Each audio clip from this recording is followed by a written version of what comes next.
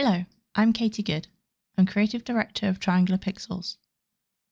I'm here today to talk about how we're developing accessible room-scale VR with Unseen Diplomacy 2. So first, why do we want to do this?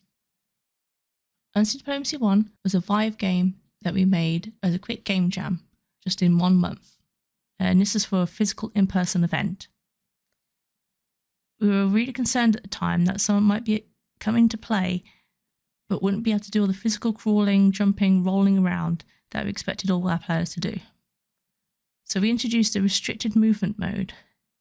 This turned off all the crawling and put all the different objects onto surfaces so players didn't have to crawl around on the floor.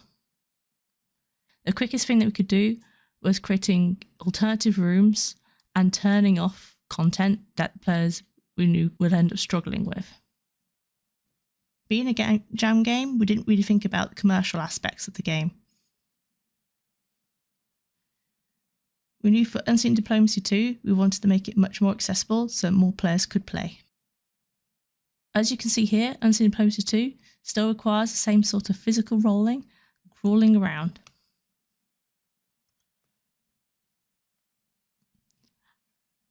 Our tagline for Unseen Diplomacy 2 internally was "Spying Your Way." We believed that as many people as possible should be able to get the chance to save the world, no matter the space, setup, or your abilities.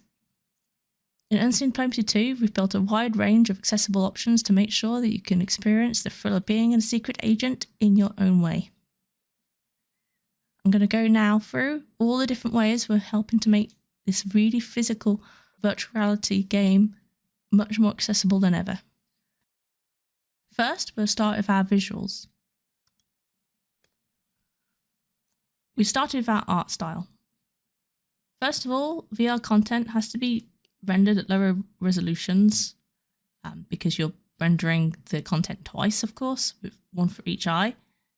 But then, especially on mobile devices, we really wanted to still support Quest 2, as we knew that the Quest 3 was always going to be a more premium device and more expensive. Got this idea of people wanting to hand down devices as well. So from the very ground up, we created an art style that will work best for those mobile devices. Realistic textures can also get really messy and really hard to find key objects on. Like the whole world sort of gets really blurry when you get really close to it as well, because naturally as you put your head next to a realistic texture, you can just see those pixels starting to appear. First of all, we've made our textures as clean as possible, really striking colours, really crisp lines, high contrast, and added these really strong black lining, comic book black lining, as many places as possible to really make everything pop. This black lining is particularly cool technology because it sort of uses what fonts use to render. So when you get your face really close to it, it never goes blurry. It's always incredibly crisp. This means no matter how much you need to place an object in your eyes to see what it is, you'll always be able to see it. With our bots, we carried on our comic book art styling. So all our robots have computerized voices and are all subtitled. Players just need to know what they're doing. They might not even catch their animation. Obviously, they might not be able to see the animation up close. It could also be hard to hear them, depending on how and where the players are and if they're around the corner from the robot. There could be loads of robots going on too. So we just put subtitling above where that robot is so you can see where they are and you get a positional idea of where they are in that level. You can see what they're saying and their call outs will be informing the player of what they're doing. We extended the call outs that most games use with their AI to actually inform the players what else is happening in the world with all the types of audio feedback they'll be getting too. This is all the onomatopoeia, these visual call outs that you see throughout the level. The reason why we put them in is because we felt like people who are hard of hearing need to be able to know what's going on, need to get that extra layer of feedback still. And actually, it really fit in with our art style, so we carried it all the way through. It's now much easier for anyone to be able to see the source of a sound effect, even without sound on. It also means that it's much easier for someone to potentially understand what's going on. But it says click or flick or flap. Like, you understand the volume of something by how thick and bold the onomatopoeia is. I think now this is a really critical part of our art style, and really it shows that any sort of accessibility feature doesn't have to feel tagged on and doesn't have to feel like it's something optional extra you have to turn on that takes away from the experience. But an accessibility feature can be added as part, and it actually improves the visual experience for everybody. Next, we want to make sure that people can play in the way that they want to. First of all, obviously we can't really assume that everyone's playing with 2 controllers. 2 controllers means 2 sets of batteries. 2 controllers means making sure that both are functioning all the time. Obviously, not to mention that it assumes that people can hold 2 controllers at the same time. It's actually quite surprising the amount of times that I've always had one of my controllers ring out of battery and I have to sit there and wait for hours for it to charge. There's lots of places in the game we had to think about one-handed controls. What this means is that all the buttons on the left controller are mapped onto the right controller. They're mirrored and identical. But then we also had to think about how gadgets were going to be used, how UI was going to be used, how you're going to climb. For climbing, we did something like air time.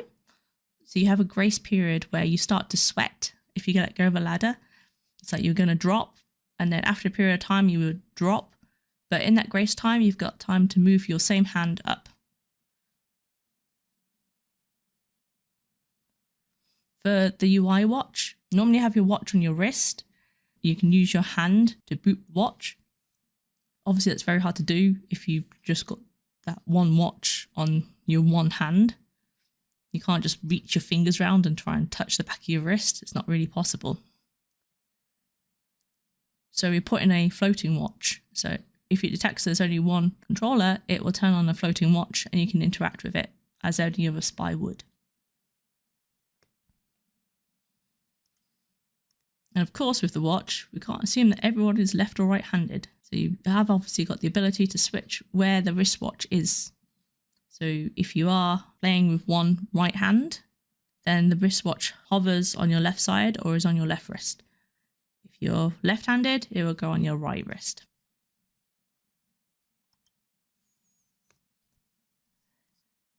The benefit of being on PC is that we can use the Steam controller remapping. That means if players are mix and matching controllers for some reason, they can completely reassign buttons themselves. We've even provided guides to players to be able to how to do this, because it can be quite complicated. We made sure that all our actions were very clear and obvious in terms of naming, so players wouldn't necessarily be confused by action A, action B, etc. They will know that, say, for example, a jump button is jump, and that they can move that jump to wherever they would like to be. Of course, this also has the added benefit of any future hardware we don't know about yet might have a completely different layout, and that players with that future hardware can reassign buttons as they need to. For our super physical game, players have to walk themselves around, crawl, roll underneath lasers, move through vents, but not everyone has the room to do this. Obviously, people do get tired.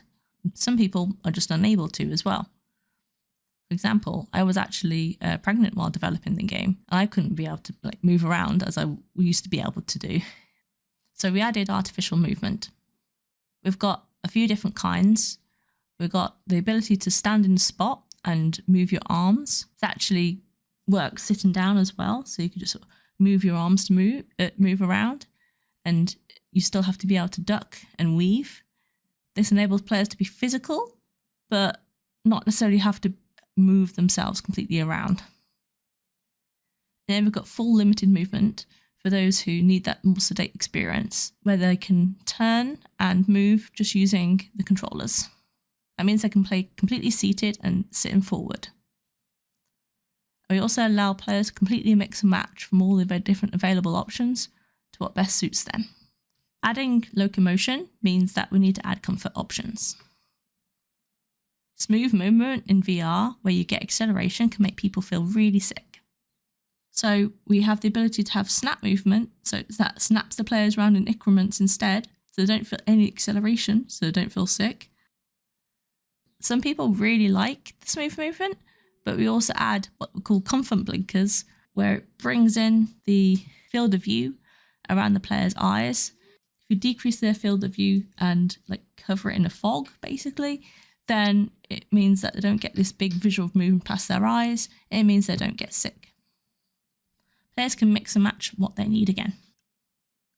As for the other kinds of locomotion that we need to think about, if players can't necessarily crawl or duck, or if people are shorter, such as my child, they need to be able to tiptoe and need to be able to reach higher, then players need to be able to press a button to be able to do those actions. So we're no longer removing gameplay, we're now giving players the options to artificially change their stance.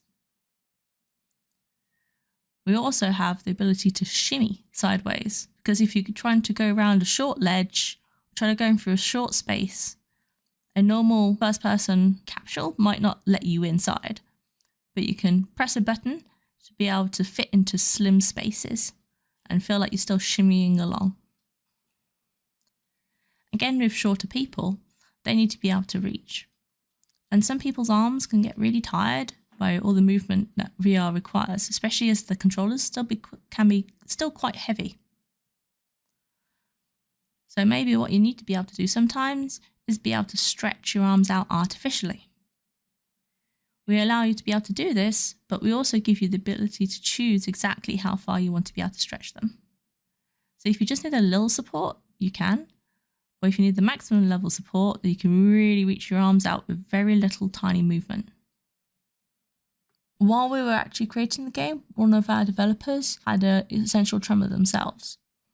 So he really needed to calm down his arm movements and really struggled with the small intricate actions that people need to do in VR.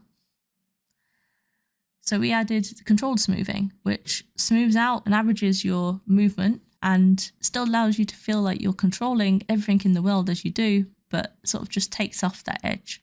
And again, this is completely adjustable and toggleable as well. So when you feel like something's suddenly coming on, then you can turn it on and you can adjust it to be not very sensitive at all. So it just takes the edge off a bit, or completely smooths them out. So you really feel like you're almost going through treacle to play the game. We've added a load of options as well for people who need to be able to focus more on what's going on or to understand gameplay. Many people who have watched VR games probably know of Rich's plank experience, where players get pushed onto a plank that's looking over a bunch of skyscrapers in the middle of the air. Well, some people really can't do heights, and that's pretty much the main phobia that would be in our game.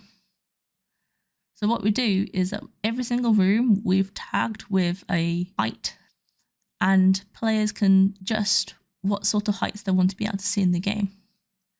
Being a procedural game and having so much content, it's quite easy to take this sort of content out, and what will be inserted is new gameplay instead. Our alternate control schemes need to be explained a bit. So when you are holding an object with your virtual hands and it hits a table, and then you try and put your hand through the virtual table, then these three different options describe the different things that the object can end up doing. So what happens to your real hand? What happens to your virtual hand? Now, your real hand is always going to move through the virtual table. There's obviously no way we can stop your real hand. But where does your virtual glove go? Does it go through the table as well? Or does it stay above the table and you've got this ghost hand? This is the difference between the magnetic and cinematic options, where one makes a ghost hand appear above the table where it would be and allows your glove to go through, and then the other one does it the other way around. So the sort of VR glove stays above the table and a ghost hand appears where your real controllers are. The third option is more interesting though for accessibility. This is because some people just need that extra bit of visibility of what they're holding. And virtual fingers, not having full control over them means it sort of can get in the way.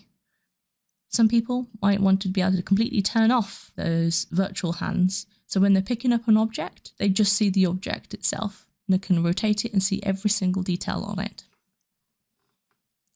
So we found with VR gaming, especially for new VR gamers, is that people are really not very observant. This is because in traditional flat games, you can really pose the camera and point it to what the players need to see. In VR, you obviously can't do this. And some people might need that extra support to be able to just focus on what they need to be looking for. So we've added like this big light on top of goals that can be toggled on and off. So it's not there all the time. It's only there when the player says, okay, I need to know what I need to do next. Continuing on the focus theme, some players find the music or random ambience distracting. You need to be able to adjust the volume independently of the sound effects, ambience, and music. If people also want to be able to stream the game as well, they might also find the music sort of stomps over their real voice. So again, they might want to turn off that music.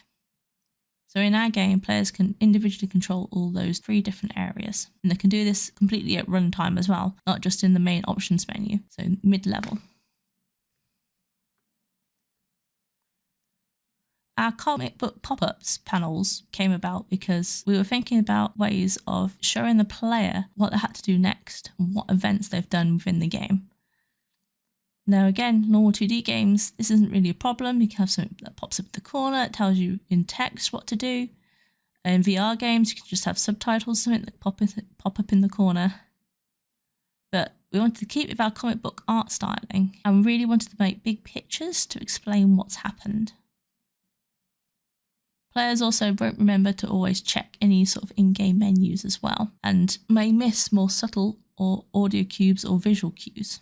When the player does an in-game event, such as completing a mission or opening a locked door, a little comic book pop-up, which have lovely 3D objects within them, so they've got a lovely depth as well, pops up. And it will always pop up within the player's view. So the player will know if they've been spotted or if they still need to unlock a door. There's a few moments in the game where we do have screen shake. And again, this is somewhere where players can get motion sickness from, but also some people find this just really distracting too. So in our game, you can adjust the level of screen shake yourself. You can have it obviously very minute or completely off or completely full blast and really rocks the room. When you're a spy in our world and you're physically having to dodge through lasers or go underneath crushers or just avoid bots, this all requires movement, which is obviously incredibly fast. Some players might not be able to move that fast or react as quickly in in-game events, or just need to have more time to plan. So we added the ability to slow down time within the game. This still allows players to move just as fast as they would in real life, but slows down all the other in-game events. Again, this is something that you can toggle as a player yourself when you want it to happen, rather than just being on all the time. As I mentioned before, some players are just not as observant. We added warning zones to key areas where you might have a big slicing object coming through, a big axe, or maybe a big anvil that's going to hit on your head, so that players have some chance to be able to tell. It's like, oh, there's this weird warning area that's appeared over my body that's just starting to go into this area. It means there must be something here before the big slam happens.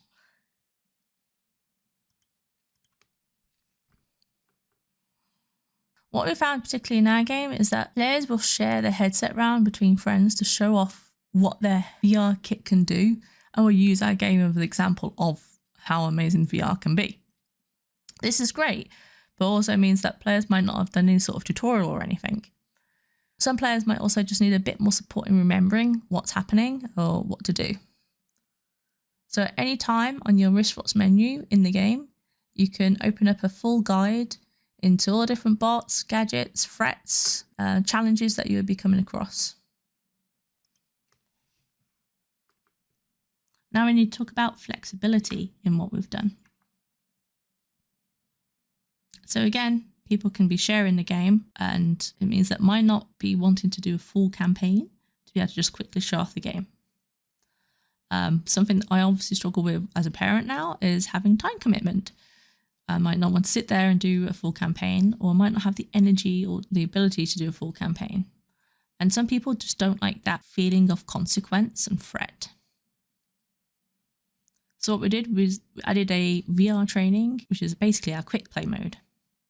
So at any point you can stop the campaign and just quickly do a random small level instead, without any sort of consequences and what's going to happen in your main campaign. Also at the same time, at any point you can drop out and go back to lobby and play the tutorials. The tutorials are not forced upon anyone. They can be done at any point in the game, like even if you've completed the game. Again, this is great for people who might be sharing the game mid-play, or again, when people might need a bit of support in remembering what to do or what the controls are. The most complicated thing that we've implemented for Unseen Diplomacy 2 is our smart room scaling. So the previous game required 4 meters by 3 meters to be able to play. That was because we had set room sizes and we sort of just switched them on and off in order, and you just went in a circle. Whereas obviously most players don't have that space, or at least not in the UK. Only those who are obviously more wealthy potentially have a really large empty space that they can use. Players will have smaller or odd shaped rooms. They might have furniture or people that need to be in the room with them, or devices that they need alongside them. So we allow players to be able to mark up their room area. Then we generate all the levels around the room area that they marked up, even if it's an odd wiggly shape. So they get the best gameplay out of the space they have. Now, as you may have noticed, I've also been talking about lots of potential options for slowing down time, or being able to turn on controller notification, etc, etc. And we run out of buttons very quickly on VR controllers, especially through mirroring them. But fortunately with VR, we do get the ability of doing gestures. So players can select what type of support they need and are able to toggle it by holding what we call like their spy headset, either on the left ear or the right ear. They'll hear a short, sharp beep, and they'll see feedback on their screen, which shows that something's been triggered, and then that whatever they've set as that binding will happen. So that's been my quick overview of all the different features within Unseen Diplomacy 2 and how we've made a super physical game be as accessible as possible. As a small micro studio, I feel like we've punched well beyond our weight in terms of what we've managed to add this time for our game, and hopefully we'll get to do more next time. I've been Katie Goode. You can follow me on my own website, mrsgame.dev. You've got our company website, triangularpixels.com, and you can buy the game now from unseendiplomacy2.com on Steam and on MetaQuest. Thank you.